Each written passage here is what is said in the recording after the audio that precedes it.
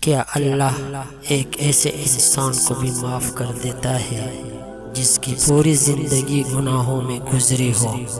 یہ وہ کہانی ہے جسے سن کر امید جاگ اٹھتی ہے اور آنکھیں نم ہو جاتی ہے۔ یہ کہانی ہے ایک سچے دل کی توبہ کی۔ ایک شخص تھا جس کی زندگی گناہوں سے بھری ہوئی تھی، نہ نماز کی پرواہ، نہ حلال و حرام کی تمیز۔ لوگ اس کا نام سنتے ہی منہ موڑ لیتے تھے۔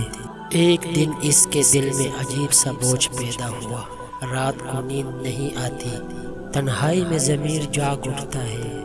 اس نے خود سے کہا، کیا میں ساری زندگی ایسے ہی گزار دوں گا؟ آخر کار وہ ایک نیک عالم کے پاس گیا اور پوچھا، میں نے بہت گناہ کیے ہیں، کیا اللہ مجھے معاف کر دے گا؟ عالم نے پوچھا، تم نے کتنے گناہ کیے ہیں؟ اس نے کہا، اتنے کہ اگر گنے جائیں تو عمر ختم ہو جائے۔ عالم نے جواب دیا، اللہ کی رحمت تمہارے گناہوں سے کہیں زیادہ ہے، مگر شرط یہ ہے کہ تم سچی توبہ کرو۔ اس نے کہا، توبے کی شرط؟ عالم نے کہا، گناہ چھوڑ دو، پچھتاوا دل سے ہو، دوبارہ نہ کرنے کا پکا ارادہ، نیک لوگوں کی صحبت اختیار کرو۔ اس شخص نے فوراً فیصلہ کر لیا۔ اس نے اپنی پرانی محفلیں چھوڑ دی۔ اس رات وہ رو رو کر کہہ رہا تھا، یا اللہ، میں تیرا نافرمان بندہ ہوں، مگر تو سب سے بڑا معاف کرنے والا ہے۔ اگر تو نے مجھے بھی نہ بخشا تو میں کہاں جاؤں؟